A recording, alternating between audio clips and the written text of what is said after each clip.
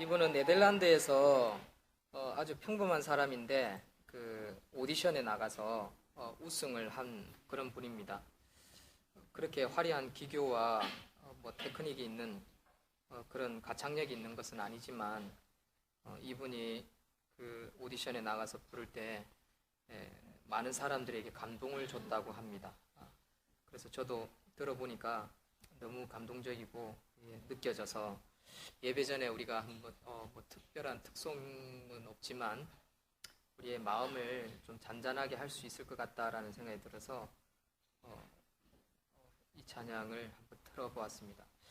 You Raise Me Up이라는 영어는 당신이 나를 일으켜 세우십니다라는 그런 뜻이지요. 내 영혼 지치고 피곤할 때에, 근심 걱정 내 마음 짓눌릴 때에, 그러나 나는 잠잠히 주님을 바라봅니다.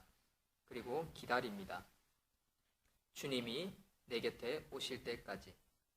그리고 주가 날 일으켜 산 위에 세우십니다. 거친 바다 위 걷게 하십니다. 주님만 의지할 때 강함이 있습니다. 크신 능력 내게 부어 주십니다. 라는 그런 가사입니다. 사랑하는 성도 여러분, 살아가면서 여러 가지 고난과 아픔과 힘듦이 누구에게나 있습니다. 특히 의인에게도 고난이 있지요. 그 고난을 이겨내는데 가장 큰 힘은 우리 예수 그리스도 주님이시라는 사실을 믿으시는 저와 여러분들이 되시기를 주의 이름으로 축원드립니다. 아멘. 어제 뉴스를 보면 경기도 의정부의 오피스텔에서 불이 났습니다. 그리고 4명이 죽었습니다. 그리고 10여 명이 중태에 빠져 있습니다. 120여 명이 이상이 되는 사람들이 집을 잃고 망형자실 체육관에 모여서 텐트 속에서 지금 자고 있습니다. 이 불이 난 사건을 가만히 살펴보면 사실 별거 아닌 것 같아요. 1층에 세우던 사륜 오토바이를 그분이 뭐 어떤 사고가 어떻게 났는 경위가 아직 결정이 안 났지만 국가수에 의뢰되어 있는 상황이지만 거기서 불이 붙은 게 오피스텔 전체에 불이 붙어서 뿐만 아니라 다른 아파트와 상가에도 불이 붙었습니다. 그래서 어저께 참 우리나라의 화재 사건으로는 최근에 일어난 사건으로는 가장 큰 사고가 났습니다. 저는 그 사건을 보면서 참 사람이 살아가는 게 쉽지 않구나. 아무리 사람이 경제적으로 능력이 있고 국가가 발전하고 뭐 사회적으로 그걸 하더라도 정말 한순간이구나, 한순간. 이런 생각이 들었습니다. 뭐 바깥에 세우던 오토바이에서 불이 나가지고 그게 아파트에 붙어가지고 전체적으로 번질 거라고 누가 상상이나 했겠습니까? 불을 내려고 하더라도 사실 그렇게 불이 나는 게 쉽지 않습니다. 우리 교회도 한 2달 전에 옆에 불이 났습니다. 그 할인마트였죠. 한 6개월 동안, 1년입니까? 1년 정도 여기 할인마트, 지금은 병원이 생겼는데 우리 교회 바로 옆에 할인마트 점이 잠시 문을 닫았는데 거기에 불이 났어요. 그 불이 왜 났냐면요, 어떻게 알게 됐냐면 제가 발견을 했어요. 집에 있는데 며칠 전부터 이상하게 탄내가 나는 거예요. 그래서 제가 교회를 막 뛰어다녀서 맨발로 2층, 3층, 1층까지 올라가서 나는데 탄내는 나는데 우리 교회는 불이 안 난 거예요. 옥상까지 다 뒤졌습니다. 그래서 누가 옥상에서 또 뭐 쓰레기를 태우는갑다 생각을 했어요. 그래서 어디서 연기 나나 하고 옥상에 올라가가지고 만안경으로 제가 사사지 뒤졌어요. 그런데도 연기 나는 데는 안 보이더라고요. 그리고 나서 한 3, 4일 지났는데 또 냄새가 나길래 또 맨발로 막 1층부터 3층까지 뛰어다녔습니다. 근데 못 찾았는데 제가 경찰에 신고를 했습니다. 112에. 그때는 어두울 시간인데 밤 8시쯤인가 9시가 다 됐을 텐데 쓰레기 좀 안 태우게 해달라. 누군가가 쓰레기를 자꾸 태우는 것 같다. 경찰서에 그렇게 제가 전화를 했습니다. 옥상에서. 그런데 쓰레기 냄새가 더 심하게 나는 거예요. 태우는 냄새가. 그래서 누가 쓰레기를 태우는데 이게 며칠 전부터 나던데 오늘도 난다 하고 제가 옥상을 삥 둘러서 요까지 옥상으로 칠까지 요까지 와서 요 뒤를 쳐다보는데 요 뒤에 불이 막 붙는 거예요. 그래서 제가 통화하면서 불이야! 라고 외쳤어요. 그러니까 경찰서 아저씨가 어디입니까? 정확하게 어디입니까? 여기는 망미일동 831-4번지입니다. 하나로 교회입니다. 제가 그 쓰레기 태우는 사람이 있어서 신고하려고 전화했는데 지금 불이 붙었어요. 어디 붙었습니까? 할인마트에 붙었습니까? 사람이 있습니까? 그거는 모르겠습니다. 제가 3층에서 보고 있으니까 불이 붙었는데 하면서 제가 전화기를 들고 불이야 외치니까 여기 동네 사람들이 다 튀어나오는 거예요. 막 시장통의 할아버지들부터 시작해가지고 다 튀어나와가지고 여기 시장통이 불난 줄 알고 사람들이 다 쳐다보고 막 이러는 거예요. 그런데 저는 전화 걸면서 제 혼자 불이야 하고요. 나머지 사람들 다 구경하고 있어요. 불이야 하고 외쳐서 사람들이 아파트를 나가게끔 만들어야 되는데 이 발장을 끼고 이렇게 구경하고 있어요. 사람들이 나와가지고요. 그래서 제가 그랬어요. 아저씨 뭐 하세요? 불이야 하고 외쳐야 그 아파트 오피스 사람들이 도망을 갈 거 아닙니까? 하여도 아무 말 안 해요. 그냥 이렇게 발장을 끼고 구경하고 있어요. 그런데 이제 그 소방서에서 5분 안에 차가 오더라고요. 소방차가 요 앞에 4대가 오더니 불을 진압을 했습니다. 그러고 나서 시장통에 있는 사람들이 다 나와서 구경을 하고 그때 1시간 동안 막 사람들이 막 이게 정신이 없었어요. 저는 이제 불이 꺼지니까 다행이다 싶어서 그냥 이제 잤지요. 그래서 동네 사람들도 그냥 목사님이 신고했다더라 하고 이제 그 소문만 나고 조용히 넘어갔어요. 그래서 제 속으로는 어떤 생각이 드냐면 뭐 불이 그렇게 쉽게 나는 게 아니구나 그런 생각했어요. 불이 엄청나게 크게 붙었어요 창고에. 그런데도 다른 집으로도 별로 뭐 안 넘어가 큰 불이 안 나더라고요. 그런데 어제 뉴스는 보니까 바깥에 오토바이 불이 붙었는데 이게 어떻게 오피스텔에 전달되어 가지고 이게 뭐 옆에를 붙어 가지고 이렇게 큰 사고 나는 뉴스를 갖다 TV를 보면서 저는 불이 이렇게 무섭구나라는 걸 처음 알았어요. 어저께 뉴스를 보면서. 그게 느껴지더라고요. 젊었을 때는 뭐 어렸을 때는 불이 무서운지 몰라서 도망가면 되지 뭐 그게 뭐 어렵나. 그런데 불이 무서운 이유가 뭐냐니까 연기가 무서운 거예요. 연기가 가득 차면 그것으로 인해서 이미 사람은 죽어버리는 거예요. 질식사 해버린대요. 그것도 몇 분 안에. 마치 우리가 물에 빠진 것처럼 죽는다고 합니다. 물에 빠지면 3분 안에 죽지요. 연기도 마찬가지입니다. 불이 나면요 연기가 가득 차면요 5분 안에 사람은 질식사 해버린다고 합니다. 그리고 연기는 유독가스가 있기 때문에 이게 폐에 들어가면 그게 엄청나게 사람을 괴롭힌다고 합니다. 그렇기 때문에 불이 무서운 거죠. 그런데 저희 교회 같은 경우 사실 위험한 일이 올해 초 있었습니다. 저희 교회 저 뒤에 제가 증거물을 놔뒀는데 사진을 찍어서 보여드릴까 하다가 저는 참 감사하는 마음이 생겼어요. 저희 교회는 그 공업용 전기를 씁니다. 몇 와트인지는 정확하게 그건까지는 모르겠는데 타는 냄새가 난다가 제가 이야기했죠. 처음에 불이 며칠 전에 났는데 타는 냄새 나길래 돌아다니까 뭐 불이 안 났더라고 이야기를 했는데 그 타는 냄새가 뭐였는지를 알았어요. 우리 교회에서 나는 게 맞았어요. 그게 뭐였냐면 3층에 누전기가 있고 2층에 누전이 있고 저기 차단기가 있고 차단기가 있고 이걸 합쳐서 요 계단에 차단기가 있습니다. 근데 요 3층 차단기의 누전기에서 탔던 거예요. 차단기는요 원칙적으로 어떻게 되게 돼 있냐면 전기가 세게 나거나 열이 나면 이게 꺼지게 돼 있어요. 근데 이게 그때는 꺼졌었나 봐요. 그리고 나서 지난주에 제가 우리 교회 무슨 일로 뭔가를 한다고 차단기를 켜고 뭔가 스위치를 눌렀어요. 근데 5분 안에 전선이 녹아내리기 시작하는 거예요. 타는 냄새 쫙 나는 거예요.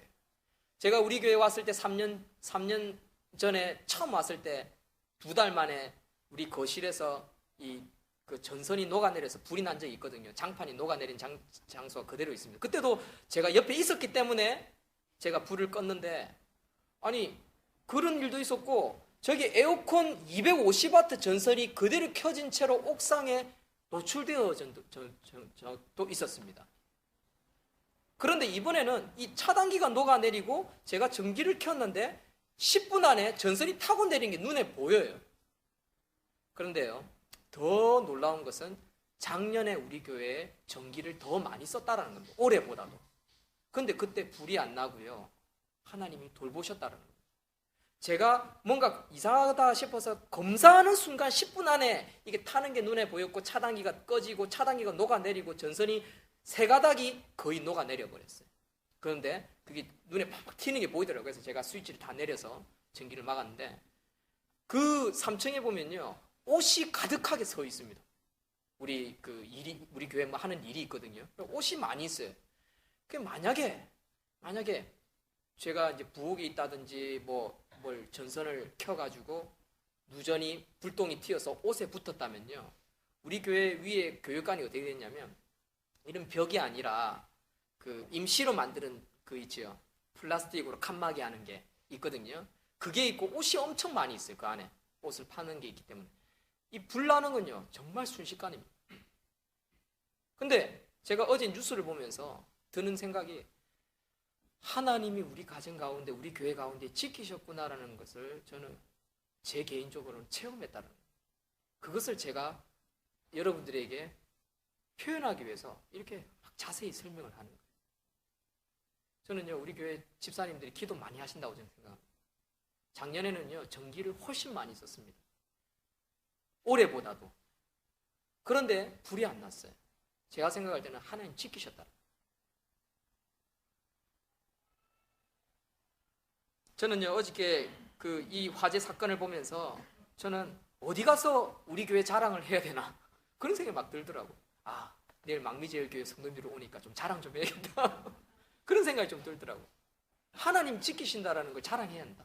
하나님이 함께 하신다는 걸 자랑해야 한다. 이걸 어떻게 표현하느냐. 우리 성도님들 다 압니다. 저기 에어컨 250W가 전선이 이렇게 굵은 게 한번 뒤로 한번 보십시오. 저기 창문 있지요. 창문에 보면은 차단기가 있죠. 저건 안 쓰는 거거든요. 근데 저기 켜져 있고요.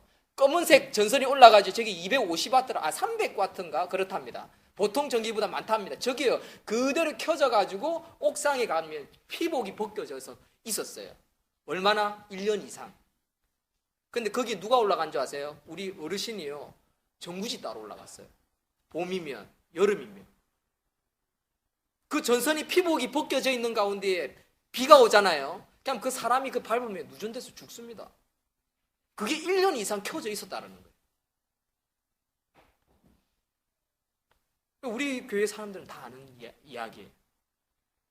제가 와서 그걸 이제 알고 사람 불러서 수리를 했는데 저는 우리 하나님이 안 지켰으면 우리 교회는요 불이 나고도 몇 번은 났고요 사람이 죽어도 몇 사람 죽었습니다. 그럴 일이 우리 교회는 몇 가지 더 있습니다. 말 못할 사정이 있습니다. 우리 성도님들은 다 아는 내용이지만 다 말할 수는 없습니다.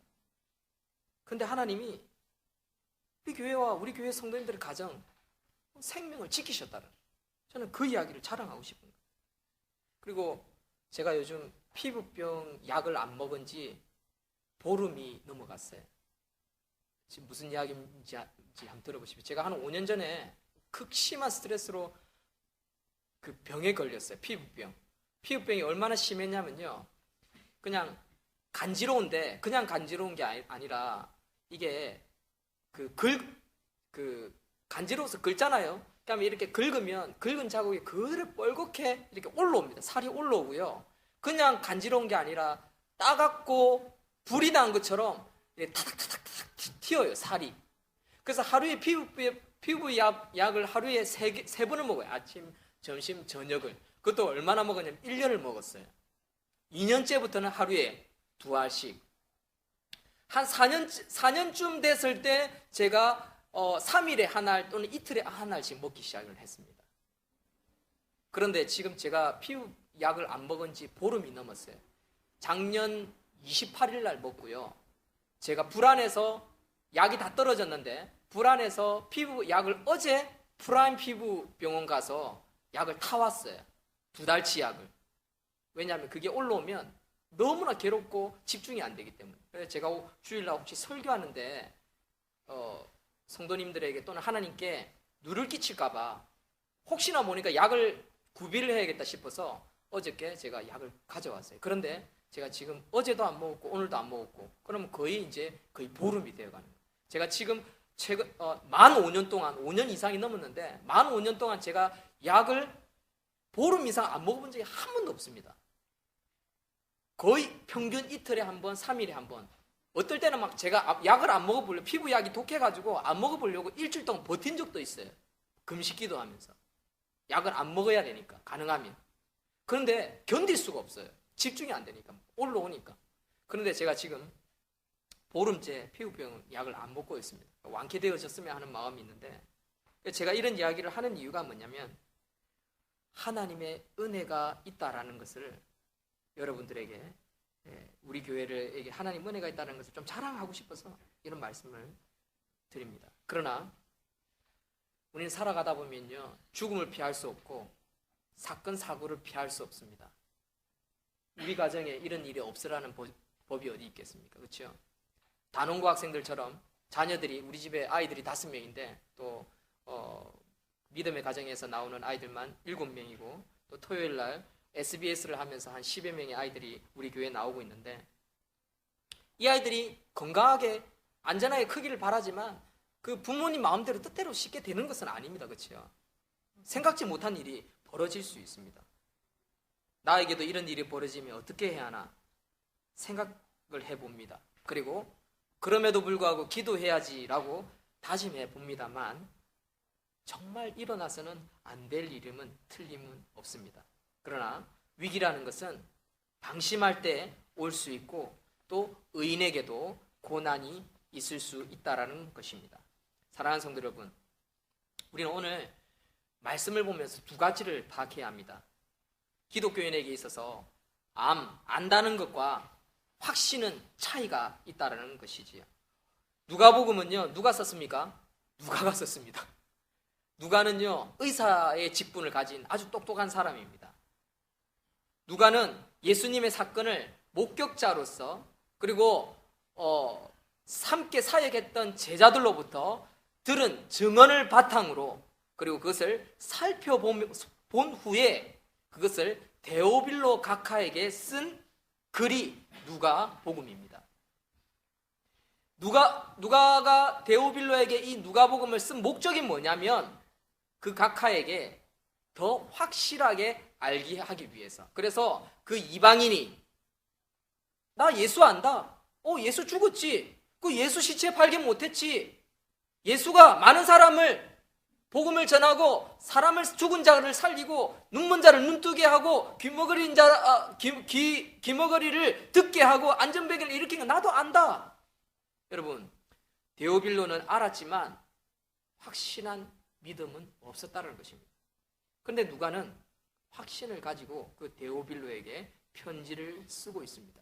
사랑하는 성도 여러분, 기독교인에게도요, 성도들에게도 두 종류가 있습니다. 교회를 다니면서 아는 사람이 있고요, 확신을 가지고, 확신은 뭡니까? 믿음이죠. 확신을 가지고 살아가는 사람이 있습니다.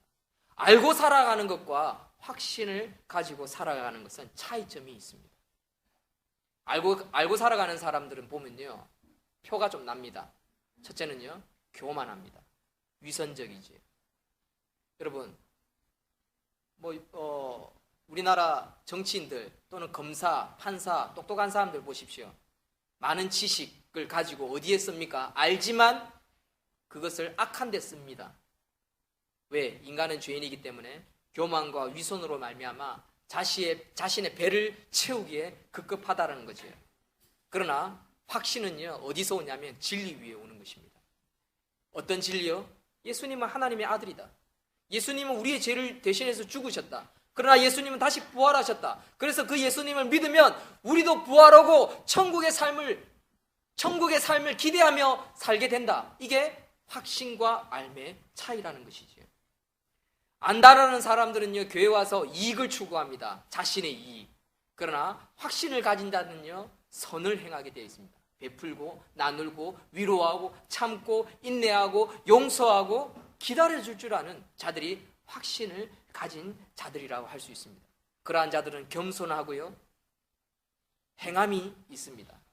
사랑하는 성도 여러분, 저와 여러분들은 어떤 자들입니까? 그냥 아는데 그치는 자입니까? 아니면 확신을 가지고 살아가는 자입니까? 확신을 가지고 살아가는 자들은 삶은 다릅니다. 교회에서 예배드리는 태도도 다르고요, 그리고 가정에서 행하는 태도도 다르게 되어 있습니다. 대부분의 사람들은 아는데 그치기 때문에 그렇습니다. 여러분, 안다라는 것은 누구나 알 수 있습니다. 어린아이들도 할 수 있고요, 세상 사람들도 교회는 안 다니지만 예수가 어떤 분인지 잘 알고 있습니다. 왜 그들이 믿음의 삶을 살지 못합니까? 확신이 없기 때문입니다. 사랑하는 성도 여러분, 2015년 둘째 주일입니다. 여러분, 2015년은요 그냥 아는 데만 그치지 말고 좀 확신을 가지고 겸손함과 실행을 행할 수 있는 저와 여러분들이 되시기를 주의 이름으로 축원드립니다. 아멘. 요한일서 1장 1절에 보면 이런 말이 있습니다. 들은 바요, 눈으로 본 바요, 자세히 보고 손으로 만진 바니라고 말하고 있습니다. 여러분, 요한은요 확신을 가진 자였습니다. 누가와 요한은 확신을 가지고 아는 데서 그친 것이 아니라 천국의 삶을 기대하는 자였다라는 것입니다. 여러분, 실행이 따르지 않는 이유가 뭔지 아십니까? 그것은 확신이 적어서 그렇습니다.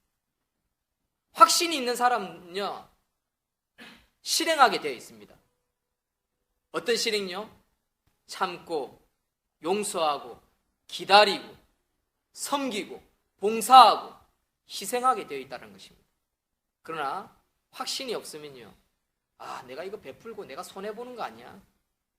하나님 이거 이웃에게 선을 행하려 했는데 내 코가 석잔데 계산하게 되어 있죠. 알아도 행해지지 않습니다.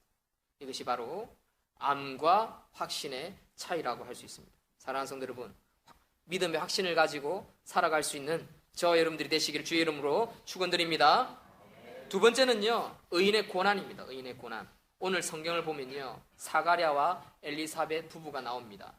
나이 많은 제사장 부부 이야기입니다. 그런데 이 부부는 하나님 앞에 인정받는 의인들이었습니다. 그리고 그들은 자신의 몸을 산제사로 드릴 만큼 흠없는 행위를 살아온 제사장 직분자들이었습니다. 그러나 그들에게는 오래된 고난이 있었습니다. 말 못할 사정이 있었습니다. 뭐냐면 자식이 없다라는 거였습니다. 오늘날 흠이 될 문제가 아니지요. 자식이 없을 수 있습니다. 제 동기 목사님들 중엔 자식이 없는 목사님들이 있습니다. 제가 페이스북에 5째를 가졌습니다 라고 막 기뻐서 자랑을 했습니다. 근데 이제 그 중에 축하하네라고 댓글을 쓰는 목사님이 자식이 없는 분이에요. 제가 그 분에게 문자를 보냈어요. 형님, 미안합니다. 제가 5째 생겨서 너무 기뻐서 자랑했는데 형 생각을 못했어요. 그러면서 허허허 웃으시더라고요. 자식이 없는 분들은 그게 얼마나 고통스러운지 제가 그분들을 잘 알기 때문에 이야기를 나눠보면 힘들지요. 그런데요, 요즘 젊은 사람들은 자식 안 가지려고 하지만 사가랴하고 엘리사에게는 더 고통스러운 이유가 있습니다. 레위기를 보면 이런 말씀이 있어요. 레위기에는요, 어떤 특정한 죄가 있으면 하나님의 심판이 자식이 없이 죽게 하는 벌이 있습니다. 레위기를 읽어보면. 그렇기 때문에 이 제사장을 직분을 가진 사가랴와 엘리사벳은요, 성도들과 가족들과 친인척들과 동네 사람들 볼 면목이 없는 거예요. 여러분, 제가 목사입니다. 저는 우리 하나로 교회를 부흥시켜야 할 의무는 저에게는 없습니다만은 저에게 제 나름대로 책임감이 있어요. 교회가 성장하지 않으면요, 어떤 느낌이 드냐면 저에게 죄책감이 생겨요. 내가 뭐가 부족해서 그렇지? 왜 성도님들이 나와 함께 하지 않지? 왜 오지 않지? 왜 저분들이 은혜를 받지 못하지? 내 말씀이 왜 이렇게 부족하지? 내 삶이 왜 이렇지? 교회가 성장하지 않으면 제가 죄책감을 느끼는 거죠. 그러나 성경에 교회 성장하지 않는 것은 목사님 때문이다라는 말씀은 없기 때문에 제가 그걸 가지고 부담을 느낄 필요는 없지만 거룩한 부담을 느낍니다. 그런데요, 사가랴하고 엘리사벳에서는요, 레위기 말씀이 뭐라고 되어 있냐면 자식이 없이 죽는 자는 뭔가 죄가 있어서 그런 거다라고 성경에 기록되어 있으니까 늘 사람 볼 때마다 불안한 거예요. 죄책감이 있는 거예요.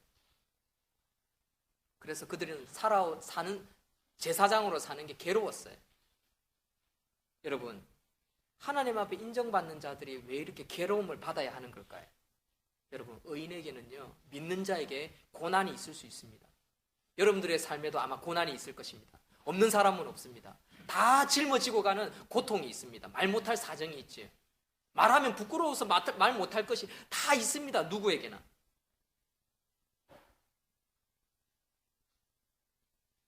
그러나 여러분, 그 흠을 때로는 고통스러울지라도 그걸 짊어지십시오. 사가랴와 엘리사벳은요, 끝까지 하나님 앞에 의로움과 흠없는 행위를 하기 위해서 노력했습니다. 그게 바로 믿는 자의 자세라는 것입니다. 우리는 살아가다 보면 우리에게 어떤 고통이 있습니다. 어떤 물질적인 문제, 자녀 문제, 또는 어떤 사업 문제, 또는 친인척과의 관계 문제, 형제 문제, 또는 부부간의 갈등, 또는 자신의 어떤 부족한 죄 때문에 막 숨겨야 되고 또 그것으로 인해서 고통받는 게 있을 수 있습니다. 그런데 그걸 핑계 삼아서 우리가 행해야 할 의로운 행동이 있죠. 예를 들면 뭐가 있습니까? 예배 드리는 것, 안식일 지키고, 또는 또 뭐가 있습니까? 11조를 드리는 거, 또는 교회를 위해, 하나님 나라를 위해 봉사하는 거, 전도하는 거, 이런 거 있죠. 그것까지 포기하는 사람들이 있어요. 내가 그러니까, 나는 별 볼 일 없는 사람, 내가 약한 자니까 하면서 그냥 다 자포자기하는 사람이 있습니다. 여러분, 사가랴와 엘리사벳도 충분히 그렇게 할 수 있는 사람입니다. 인간이기 때문에. 내가 무슨 제사장이야. 제사장 직분 내려놔야지. 내가 무슨 목사야. 내가 무슨 성도야. 내가 무슨 장로야. 내가 무슨 집사야. 내가 무슨 권사야. 하면서 직분을 다 내려놓고 될 대로 되라 라고 사는 사람이 있습니다. 여러분, 의인은요, 고난이 없을 수 없습니다. 그럼에도 불구하고 사가랴와 엘리사벳은 큰 고통 가운데에 자기가 짊어져야 할 십자가를 짊어지면서 의로움과 흠없는 행위를 지키기 위해서 끝까지 영적인 싸움을 했다라는 사실입니다. 사랑하는 성도 여러분, 의인에게 고난이 있습니다. 그러나 그 고난은 결국에 나중에 가면요, 하나님께 무언가 특별한 일을 하는데 사용되기 위해서, 특별한 재료를 제공하기 위해서 하나님께서 그 상황을 두는 것이라는 사실을 믿을 수 있는 저와 여러분들이 되시길 주의 이름으로 축원드립니다. 그게 나중에 스토리가 된다고요. 스토리.